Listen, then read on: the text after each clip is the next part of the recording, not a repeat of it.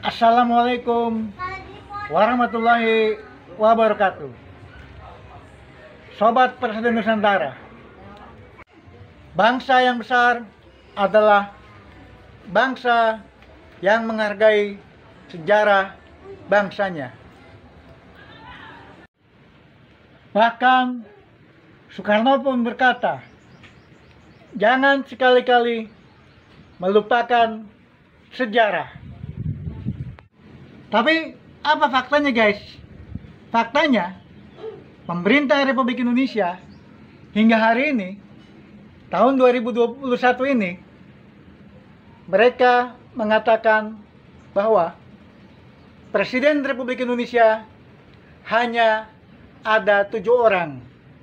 Padahal di dalam sejarah Presiden Republik Indonesia ada 9 orang. Artinya apa guys? Artinya ada 2 orang Presiden Republik Indonesia yang sengaja ditenggelamkan sejarahnya. Berikut ini adalah fakta sejarahnya.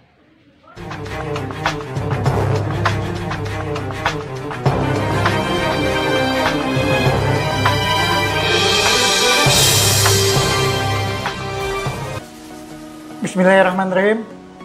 Guys, mungkin kalian hanya mengenal 7 orang Presiden Republik Indonesia seperti Soekarno, Soeharto, B.J. Habibie, Gus Dur, Megawati, SBY, dan Jokowi. Padahal guys, ada 2 orang presiden yang sengaja dilupakan sejarahnya. Nah guys, dari sini nih akar permasalahan bangsa kita. Bangsa yang mengkhianati sejarah perjuangan kemerdekaan Indonesia, mengkhianati para pahlawannya. Guys, sebelum kita lanjutkan, subscribe dulu dong.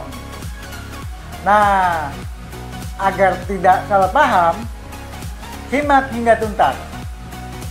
Dan bagi teman-teman yang sudah subscribe, saya ucapkan terima kasih.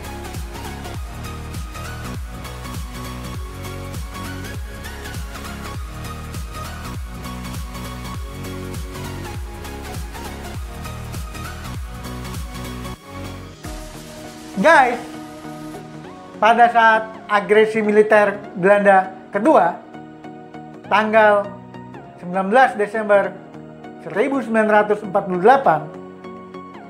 Belanda menduduki ibu kota Republik Indonesia di Yogyakarta. Nah guys, Presiden Soekarno, Muhammad Hatta, dan beberapa tokoh pemimpin Indonesia ditangkap oleh Belanda.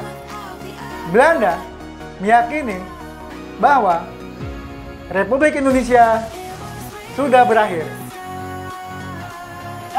Ternyata tidak guys. Ternyata Soekarno dan Hatta telah memberikan mandat kepada Saprodin Perwira Negara untuk membentuk pemerintah darurat Republik Indonesia di Bukit Tinggi. Nah guys, dari Bukit Tinggi inilah pemerintahan Indonesia tetap terus berjalan meski presiden dan wakil presiden ditangkap oleh Belanda. Guys, saat itulah Saprodin Perwira Negara yang lahir di Serang, Banten, menjadi Presiden Republik Indonesia. Dan semua perjuangan kemerdekaan Indonesia harus berkoordinasi dengan Bukit Tinggi. Nah, begitu pula dengan Jenderal Sudirman dan pasukan tentara pejuang Republik Indonesia tetap melaporkan kegiatannya ke Bukit Tinggi.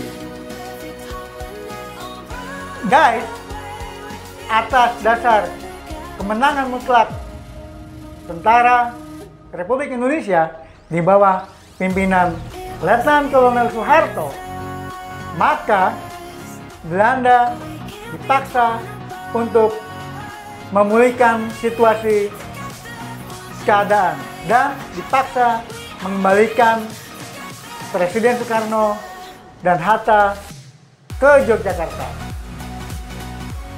Guys, dengan kembalinya Presiden Soekarno dan Wakil Presiden Muhammad Hatta, maka kekuasaan Presiden Saprodin Prawira Negara berakhir pada tanggal 13 Juli 1949.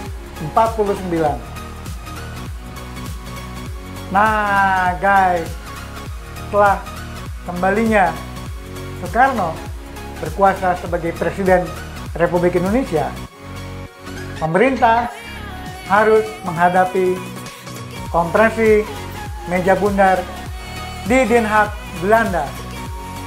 Karena itulah Soekarno kembali menunjuk